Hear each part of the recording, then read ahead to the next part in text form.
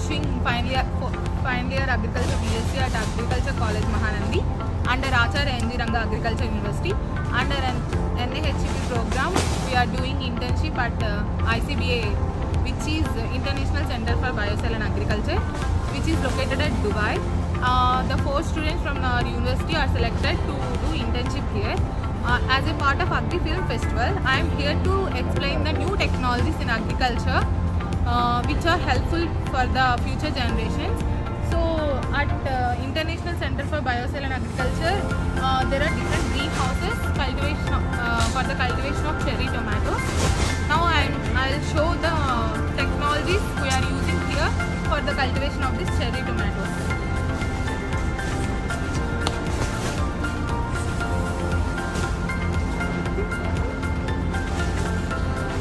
Dubai మనకు తెలుసు ఇది ఆరిడ్ రీజన్ కాబట్టి ఇక్కడ సెలైన్ వాటర్ ఎక్కువ ఉంటుంది.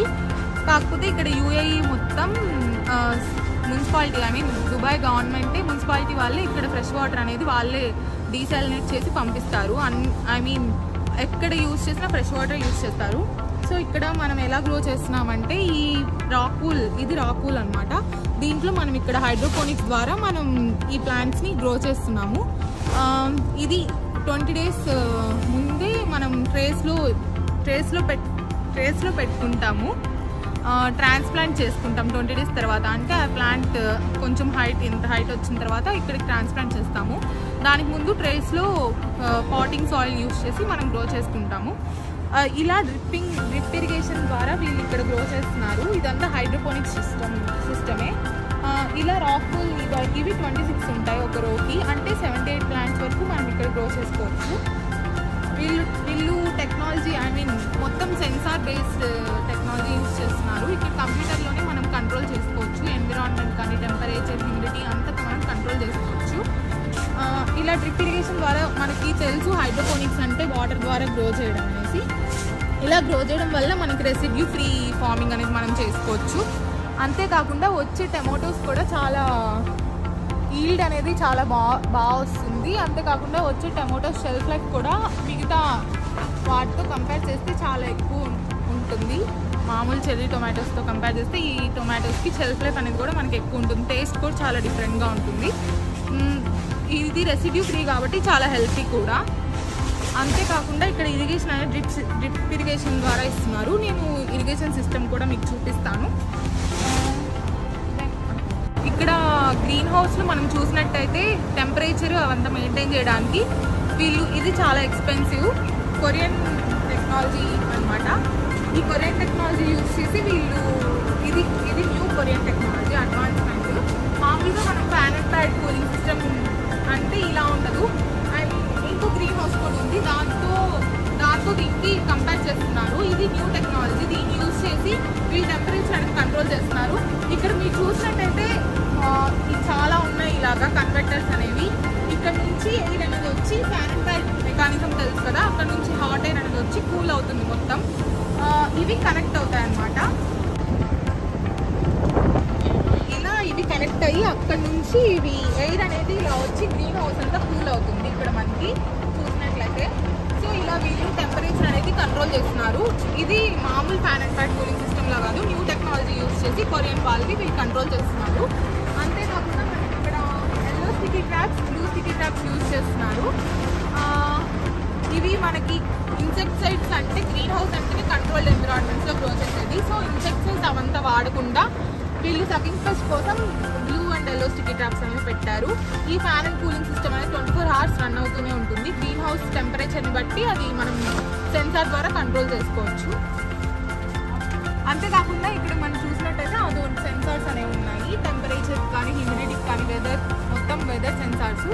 వీటిని మనం కంట్రోల్ చేయొచ్చు. అక్కడ కంప్యూటర్ సిస్టమ్ నుంచి మనం వీటిని మొత్తం కంట్రోల్. అక్కడ మనకి ఫాగ్ ఐ మీన్ ఇది టెంపరేచర్ని కూల్గా పెట్టడానికి ఇక్కడ మనకి ఫాగ్ సిస్టమ్ అనేది కూడా ఉంది. వీళ్ళు వెదర్ని బట్టి ఎక్కువ హ్యూమిడిటీ కానీ ఉంటే వీళ్ళు ఇది మిస్టింగ్ అనేది ఆన్ చేస్తారు. సో దట్ ప్లాంట్స్ అనేవి కొంచెం కూల్ అవుతాయి. లీవ్స్ మీద కూడా ఇలా వీళ్ళు మనకి చెర్రీ టొమాటోస్ ఈ గ్రీన్ హౌస్లో ఈ అడ్వాన్స్మెంట్ టెక్నాలజీస్ అన్ని వాడి ఇలా గ్రో చేస్తున్నారు. ఇరిగేషన్ సిస్టమ్ చూపిస్తారు. కెమికల్స్ అనేవి హైడ్రోపోనిక్ సిస్టమ్ కాబట్టి వాటర్ సాల్బుల్ వాటర్లోనే మనం ఇరిగేషన్ చేస్తాం అన్నమాట, ఫర్టిగేషన్. ఇక్కడ కెమికల్స్ ఏ స్టాక్ బి స్టాక్ అని 2 ఉంటాయి. వాటిని మనం 2.5 లీటర్ తీసుకొని ట్యాంక్స్లో ఫిల్ చేసుకుంటాము. ఇలాగా మనకి 6 ట్యాంక్స్ అనేవి ఉంటాయి. దీంట్లో ఫస్ట్ మొత్తం ఫిల్ చేసేసాక ఇవన్నీ కలిసి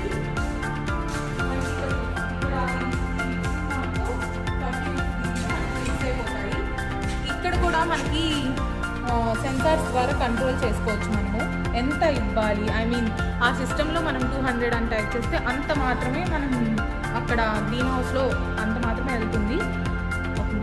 ఇక్కడ 2 స్టాక్స్ వచ్చి ఇక్కడ మిక్స్ అయిపోయి మనకి ఎంత కావాలో అంత మనం టైప్ చేసుకునే దాన్ని బట్టి ఇక్కడ మనం ఇవ్వచ్చు. ఇక్కడ సాల్నాయిడ్స్ అనేవి కంట్రోల్ చేస్తాయన్నమాట. మనం ఇంతే ఇవ్వాలి.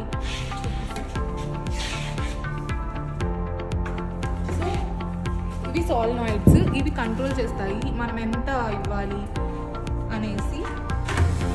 అంతేకాకుండా ఇక్కడ మనం ఈ టీడీఎస్ అవంతా pH, EC, TDS అవంతా కూడా కంట్రోల్ చేస్తుంది, ఈ సిస్టమే కంట్రోల్ చేస్తుంది. సో ఫ్రెష్ వాటర్ ఎందుకంటే కెమికల్స్ కలిపాక మనకి పీపీ అనేది చాలా ఎక్కువ ఉంటుంది, అది చాలా టాక్సిక్ ప్లాంట్స్కి. సో దీనికి ఫ్రెష్ వాటర్కి చాలా pH, EC అనేది చాలా తేడా ఉంటుంది. దీనిలో ఉండే మనం కంట్రోల్ చేసి ఈ సిస్టమ్ ద్వారా డైరెక్ట్గా గ్రీన్ హౌస్లో ప్లాంట్స్ని గ్రో చేస్తాము. గ్రీన్ హౌస్ అడ్వాన్స్ అండి. నేను చెప్పిందంటే ఈ గ్రీన్ హౌస్ గురించి అడ్వాన్స్ టెక్నాలజీ యూజ్ చేశారు. ఇప్పుడు ఈ రీసెర్చ్ అనేది జరుగుతుంది కల్టివేషన్ ఆఫ్ చెర్రీ టొమాటోస్ మీద. ఈ గ్రీన్ హౌస్లో అలాగే ఈ గ్రీన్ హౌసెస్లో కూడా గ్రో చేస్తున్నారు. సో డిఫరెన్స్ ఏంటో ఒకసారి చూద్దాము. సో మొత్తం డిఫరెంట్గా ఉంటుంది. అది మామూలుగా normal green house with high advanced టెక్నాలజీలా ఉంటుంది. గ్రీన్ హౌస్ 2 డిఫరెంట్గా ఉంటుంది. బయట ఫ్రేమ్వర్క్ కూడా system I mean green house framework కూడా చాలా డిఫరెంట్గా ఉంటుంది. సో ఇప్పుడైతే ఇక్కడ డిఫరెంట్ టెక్నాలజీ యూస్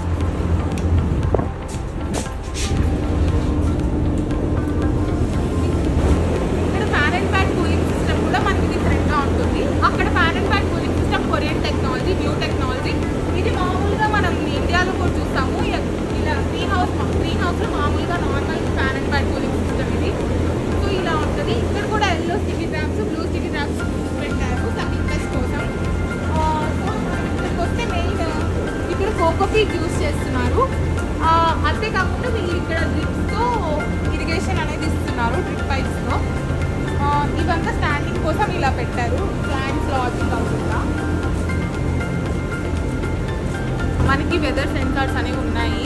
మనం దీన్ని కూడా అక్కడ సిస్టమ్ నుంచి కంట్రోల్ చేస్తాము. ఇరిగేషన్ కూడా కెమికల్స్ కూడా సేమే అనమాట, కాకపోతే టెక్నాలజీ అనేది కొంచెం డిఫరెంట్. దాన్ని బట్టి మనకి ఈల్డ్ అనేది దేంట్లో ఎక్కువ వస్తుంది.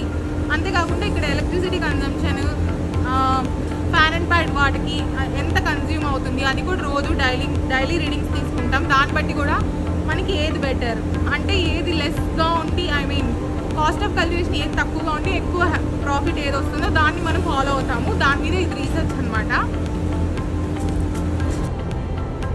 సో మనకి ఇక్కడ లీఫ్ హ్యూమిడిటీ సెన్సార్ కూడా ఉంది. లీఫ్ హ్యూమిడిటీ సెన్సార్ ద్వారా కూడా వీళ్ళు హ్యూమిడిటీ అనేది లీఫ్ ఐ మీన్ ఎంత ఉంది అని కూడా తెలుసుకుంటారు. అంతేకాకుండా ఇక్కడ fan and pad cooling system మొత్తం నార్మల్గానే ఉంది.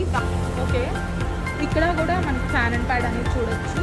ఇక్కడ నుంచి మనకి నార్మల్ వాటర్ అనేది తీసుకొని దాన్ని మనం ఫ్రెష్ వాటర్ తీసుకొని అక్కడ ఫ్యాన్ అండ్ ప్యాడ్ ఇస్తాము. దాని ద్వారా ఈ కూలింగ్ అనేది జరుగుతూ ఉంటుంది. అంతేకాకుండా అది డ్రైనేజ్ అనమాట.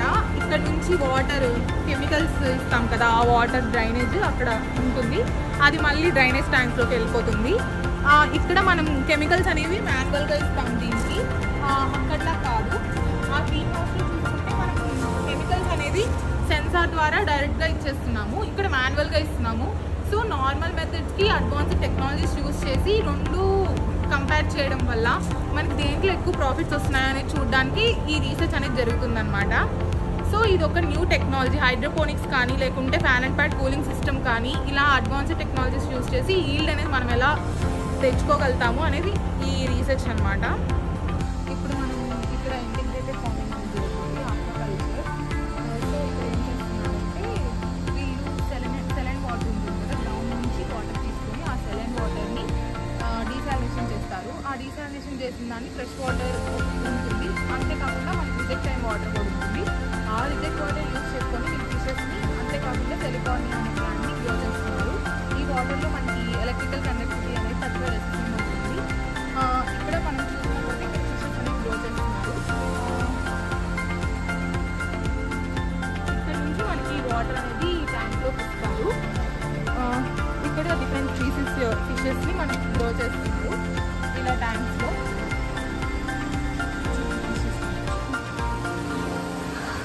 ఇక్కడ ఫిషెస్ అనేవి చూడొచ్చు. సో ఈ వాటర్ అనేది అక్కడ నుంచి ఇస్తారు. మామూలుగా మనకి ఈ వాటర్ అనేది మనకి ఎప్పుడు కానీ ఫిషెస్ నుంచి వచ్చే ఎస్క్రీటా వల్ల, అంతేకాకుండా గిల్స్ నుంచి వచ్చే అమోనియా వల్ల కూడా వాటర్ అనేది ఖచ్చితంగా పొల్యూట్ అవుతుంది.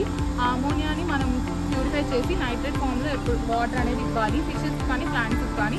దానికోసం మనం ఆ వాటర్ని ఇక్కడ నుంచి వచ్చిన అమోనియాని, అంటే ఫిష్ ఎస్క్రీట్ కానీ దేని నుంచి అయినా అమోనియా ఉంటుంది కదా, దాన్ని మనం ఇక్కడ ఏమంటారు ఫిల్టరేషన్ అయితే చేస్తాము. ఫస్ట్ ప్రాసెస్లో మనం సెడిమెంటేషన్ ట్యాంక్ అనమాట. దీంట్లో డస్ట్ పార్టికల్స్ అనేవి ఖచ్చితంగా ఉంటాయి వాటర్లో. సో దానికోసం ఇక్కడ మనం పెట్టి దీని ద్వారా గ్రావిటీ ప్రిన్సిపల్ ద్వారా మనకి డస్ట్ అంతా కిందకు వచ్చేసి వాటర్ అనేది మాత్రమే only water and fine particles తప్ప మిగతావన్నీ ఆల్మోస్ట్ రిమూవ్ అవుతాయి. ఫైన్ వాటర్ అనేది మనకి ఇక్కడ వస్తుంది. సో ఇక్కడ మీరు చూసినట్టయితే ఇది బయోఫిల్ట్రేషన్ ట్యాంక్. ఈ బయోఫిల్ట్రేషన్ ట్యాంక్లో వీరు బయోమీడియా అనేది వాడుతున్నారనమాట. ఈ బయోమీడియా ఎందుకంటే నార్మల్గా మనకి వాటర్లో బ్యాక్టీరియా అనేది చాలా అన్స్టేబుల్గా ఉంటుంది. మనకి మామూలుగా బ్యాక్టీరియా అనేది వాటర్లో అన్స్టేబుల్గా ఉంటుంది. సో మనం దీన్ని యూజ్ చేయడం వల్ల బ్యాక్టీరియా అనేది ఇక్కడ స్టేబుల్గా ఇక్కడ ఫిక్స్ అవుతుంది. సో హైయర్ కాన్సన్ట్రేషన్ ఆఫ్ బ్యాక్టీరియాని మనం ఇక్కడ మనం ఇక్కడ దీని ద్వారా ఈ బయోమీడియా ద్వారా ఇక్కడ కాన్సన్ట్రేషన్ ఆఫ్ బ్యాక్టీరియాని మనం ప్రమోట్ చేయొచ్చు. దానివల్ల మనకి అమోనియా నుంచి నైట్రేట్ అండ్ నైట్రేట్కి మనం కన్వర్ట్ చేసుకోవచ్చు, నైట్రోజోమోనాస్ అండ్ నైట్రోబ్యాక్టర్ ద్వారా. సో దీనికి బయో ఫిల్ట్రేషన్ ట్యాంక్ అనేది యూజ్ చేస్తారు. దీనివల్ల మనకి బ్యాక్టీరియా అనేది స్టేబుల్గా ఉంటుంది, కాన్సన్ట్రేషన్ కూడా ఎక్కువగా ఉంటుంది. ఇలా వీళ్ళు నైట్రేట్స్తో ఇక్కడ నుంచి మామూలుగా సెలైన్ వాటర్ అనేది తీసుకుంటాము. ఇక్కడ డీసాలినేషన్ అనేది జరిగి ఈ ట్యాంక్లో రిజెక్టెడ్ వాటర్ వస్తుంది. ఈ రిజెక్టెడ్ వాటర్ని మనం ఫిషెస్ గ్రో చేయడానికి, అలాగే సిలికానియా గ్రో చేయడానికి యూజ్ చేస్తున్నాము. అలాగే ఆ ఫస్ట్ ఉన్న ట్యాంక్లో ఏమో ఫ్రెష్ వాటర్ అనేది ఉంటుంది. అది మామూలుగా ప్లాంట్స్కి